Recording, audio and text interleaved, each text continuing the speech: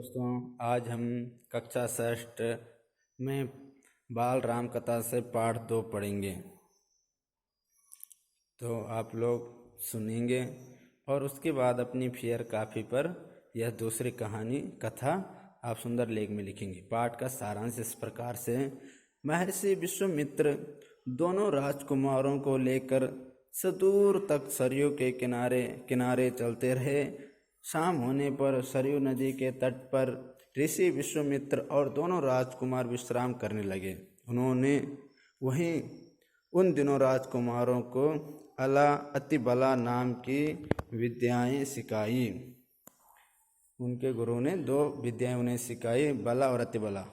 सुबह उन्होंने यात्रा की शुरुआत की। विश्वामित्र ने दोनों राजकुमारों को रास्ते में पड़ने वाले आश्रमों और स्थानीय इतिहास की जानकारी दी। उन्होंने संगम पर आने के बाद अगले सुबह उन्होंने नाव से गंगा पार की और घनी जंगल में प्रवेश किया। चलते चलते महर्षि ने राक्षसी ताड़का के बारे में बताया, जिसके डर से वह इस सुंदर वन का नाम ताड़का वन पड़ गया था। राम ने महर्षि की आज्ञा पर धनुष पर प्रत्यंचा चढ़ाई और छोड़ा। ताड़का क्रोध से भरी राम के पास दौड़ी दौड़े आए। राम ने उस पर बाण चलाया और ताड़का वहीं ढेर हो गई।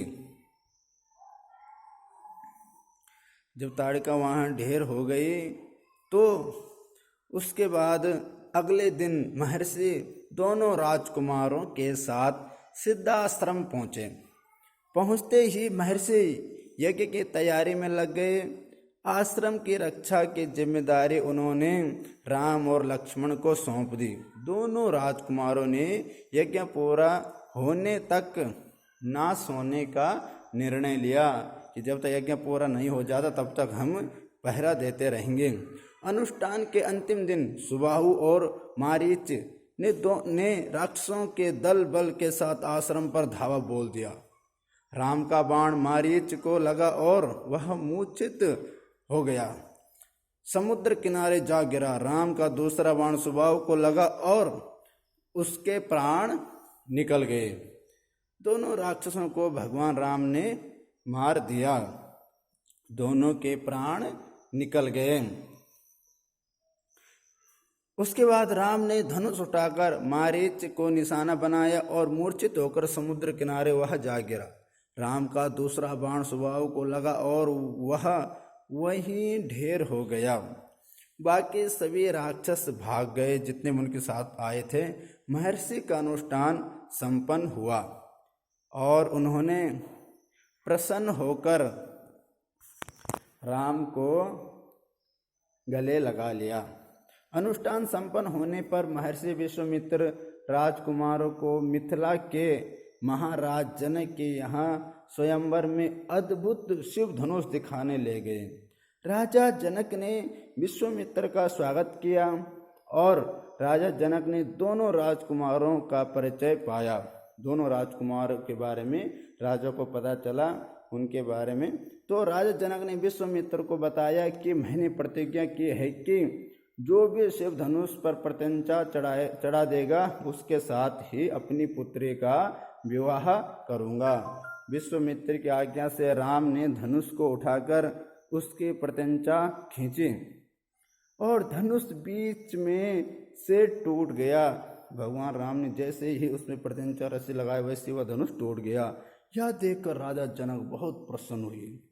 महर्षि विश्वामित्र की अनुमति पाकर राजा जनक ने राजा दशरथ को संदेश भेजा। राजा दशरथ बारात लेकर मिथिला पहुंच गए। विवाह से पूर्व जनक ने दशरथ से अनुरोध किया कि वे अपनी छोटी बेटी उर्मिला का विवाह लक्ष्मण से तथा अपने छोटे भाई कुशध्वज की दोनों पुत्रियां मांडवी और श्रुतकीर्ति का विवाह भरत और शत्रुघ्न के साथ करना चाहते हैं, जिसे राजा दशरथ ने स्वीकार कर लिया। राजा दशरथ भी मान गए और चारों भाइयों की शादी हो गई। बाराती बहुओं को लेकर अयोध्या लौटे। बाराती चारों बहुओं को लेकर अयोध्या लौटे। तीनों रानियों ने अपने पुत्रों और वधुओं की आरती की। दूसरा पार्ट यहीं पूरा होता है। उसके बाद ये शब्दार्थ हैं। वट किनारा, ओजल, गायब, दुर्गम, कठिन, आश्वस्त, विश्वास होना, वेग में गति, अनुमति, आज्ञा, सुवासित में सुगंधित, अगवानी में से होता है स्वागत। स्वागत करना, जैसे बारात का स्वागत करते हैं, कोई मेहमान आते हैं उनका हम क्या करते हैं, अगवानी करते हैं, इनकी स्वागत करते हैं। ये शब्दार्थ हैं और ये दूसरी कहानी है, इसको आपने इसी तरह लिखना है। इसके बाद हमारा चैनल है, इसको सब्सक्राइब करें, लाइक करें, बेल